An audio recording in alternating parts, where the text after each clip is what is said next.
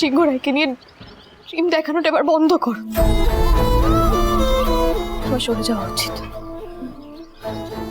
এখান থেকে চলে যাওয়াটাই হবে এখন আমার উচিত কাজ। সরে যাবো। কেন বলো তো কৃষ, কেন পাটা বারবার আটকে যাচ্ছে? এই বাড়ির মায়ায়, সবার ভালোবাসায়, কিন্তু না কৃষ, এবার আমাকে চলে যেতে হবে।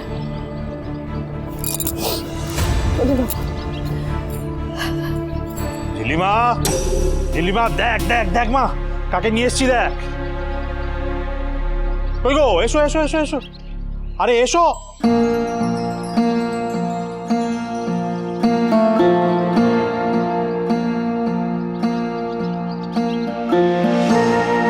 বড়মা, তুমি এতদিন পরে কেমন আছিস ঝিল্লিমা? তোর জেঠু আমাকে সব কথা বলেছে, সব। আমি জানি এই কদিনে তোর উপর দিয়ে কি ঝড় বয়ে গিয়েছে, সবটা জানি আমি। জেনে আর কি হবে, চলে গেছিলে তো, আমাকে ভুলে, আমাদের সবাইকে ভুলে চলে গেছিলে। এখন আর এসব বলে কি লাভ বড়মা? বকে দে তো ঝিলিমা, খুব বকে দে। কতবার বলেছি অনেক হয়েছে, আবার বাড়ি চলো, কোনো কথা শোনে না জানিস তো ঝিলিমা।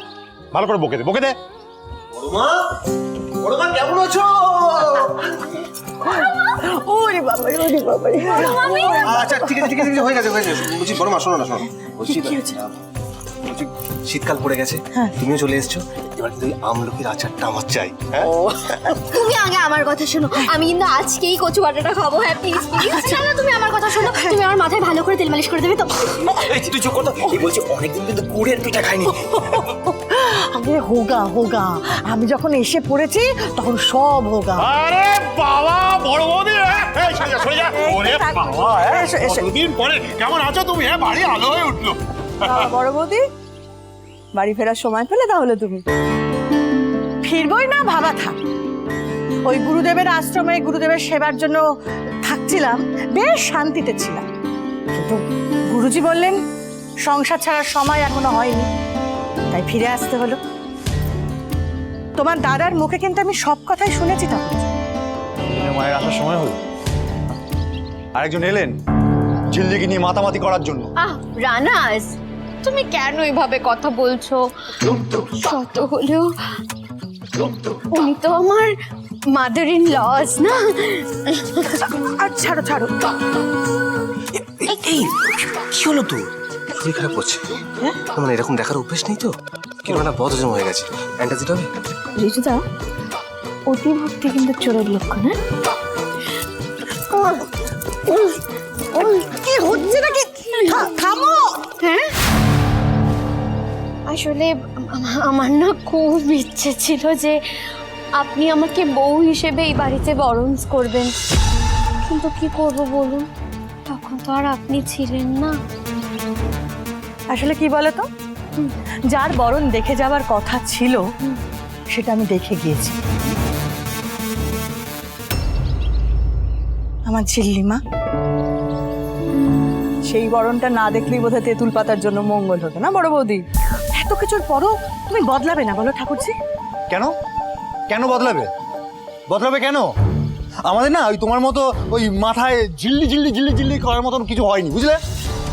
এখন ঝিল্লি ঝিল্লি করে যাচ্ছে। আর খেয়ালি খেয়ালি যে এত ভালোবাসা দেখালো সেটা তোমার চোখে পড়লো না। ভাইয়াজির মেয়ে হয়ে তোমার পায়ে পড়লো, এত সম্মান দেখালো, আর তুমি সারাক্ষণ ঝিল্লি ঝিল্লি। আসলে কেন বলতো, ঠিক ভুল বিচারটা আমি এখনো করতে জানি, হ্যাঁ তুই জানিস না। বাবা থাক না বড়মা, তুমি জানো তো বড় জাহাজ আর আমার মধ্যে কিন্তু কেমিস্ট্রিটা একদম দারুণ। আমরা তো একে অপরকে চোখে হারাই একেবারে। এই হচ্ছে বড় জাহাজ পুতুল আর আমি হচ্ছে ছোট জাহাজ পুতুল। কি বড় জাহাজ না? ঝিল্লি, এসব যে তোর মন রাখা কথা সে আমি খুব ভালো জানি। আমি জানি এই মেয়েটা তোকে কিভাবে উত্তক্ত করেছে। না হলে দেখে এদিকে আয়, এই মুখটা এরকম সাত সকালে শুকনো হয়ে থাকে। চোখ দুটো ফোলা ফোলা। বাবা বড় মা তুমি এসব ছাড়ো, এগুলো সব আমি সামলে নেব। তুমি এত দূর থেকে এসছো, চলো তো ঘরে গিয়ে মুখ হাত পা ধুয়ে একটু রেস্ট নাও। এসো চলো চলো।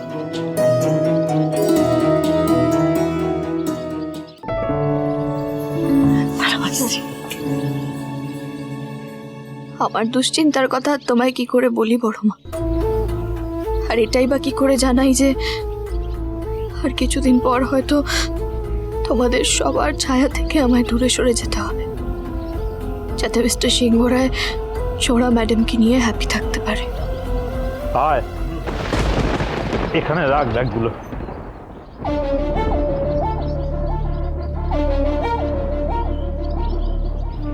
বড় বউ, ওই ঝিল্লি মায়ের অসুবিধার কথা বলছিলাম না,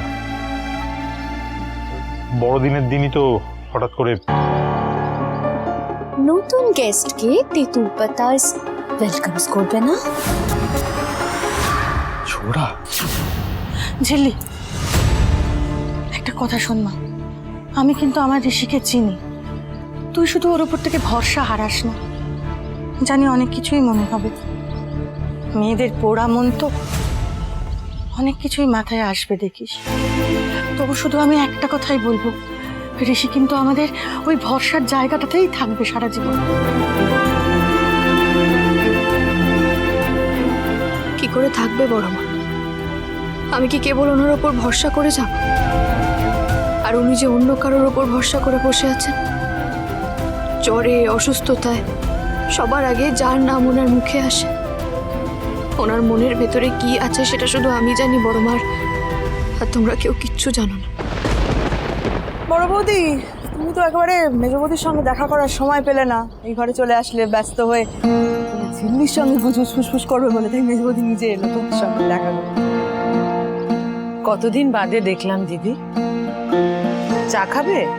আচ্ছা তুমি হাত মুখ ধো, ফুলকপির বড়া ভেজেছি, চা দিয়ে খেও কেমন? এই মেয়ে, হাঁ করে দাঁড়িয়ে না থেকে দিদির কি চাই না চাই জিজ্ঞেস করতে পারছো না? মেজ, এইসব জিজ্ঞাসা করার আগে আমার তো তোকে অনেকগুলো প্রশ্ন করার আছে রে। এদিকে আয় তো। আরে আমার পর তুই তো বড় এই বাড়িতে, সব একটু ধরে একটু আগলে রাখতে পারলি না? এই ঠাকুর যে কথায় ভাসছিস শুধু, তাই তো? আমি থামো, তুই পারলি না এই সংসারটাকে একটু আগলে রাখতে? এটা তোর দায়িত্ব ছিল না? এই ঝিল্লির ওপরে এত হম্বিতম্বি করছিস কোন অধিকারে? শুনলাম তো তোদের সব অলক্ষণে বুদ্ধি। কে কোথাকার কবে বন্ধু ছিল ঝোড়া, তারপর গঙ্গার ওপর দিয়ে কত জল বয়ে গিয়েছে, তবুও তোদের এখনো ওই ঝোড়া প্রীতি কমলো না, তাই তো? কেন দিদি, মা হয়ে ছেলের ভালো চাওয়া কি অন্যায়? জোড়াকেই তো ঋষির পাশে মানায়, জোড়াই তো ঋষির যোগ্য। এই যে ঋষিকে এত দায়িত্ব নিতে হচ্ছে, জোড়া থাকলে কিন্তু হতো না, ও নিজেই একাই 100। ঠিক ঠিকই বলেছিস মেজো তুই, কিন্তু কি জানিস, ঝোড়া থাকলে তোর অসুস্থতার সমাতে ছুটে আসতো না, আন্টি কেন খায়নি বলে বাড়ি মাথায় তুলতো না, এই তেঁতুল পাতার সম্মান বাঁচাতে উঠে পড়ে লাগতো না। আসলে কি জানিস তো, আকাশের চাঁদ খুঁজতে খুঁজতে বুঝতেই পারিসনি জ্যোৎস্না এসে কখন পাখি দাঁড়িয়েছে। বাবা বড় বৌদি, আশ্রম থেকে তুমি কি খেয়ে এসেছো? তোমার গলার আওয়াজটা পুরো দ্বিগুণ বেড়ে গেছে। হ্যাঁ, কি করবো বলো ঠাকুরজি, উপায় তো কোনো বাকি রাখুন। কদিন ছিলাম কি ছিলাম না, কে ঝোড়া যে সে ফিরে এলে তাকে মাথায় তুলে নাচতে হবে? ঝিল্লি দাঁড়া, এখানে দাঁড়া, তুই কোথাও যাবি না। এই কথাগুলো তোরও শুনে রাখা দরকার। যদি উপরের ঢেকে গেলার মতো করে ওই খেয়ালিকে আমায় গিলতেও হয়, তাও বলবো তুই তার চেয়ে ঢের ভালো। সুজনে সুজনে রয়েছে যেন তেঁতুল পাতা।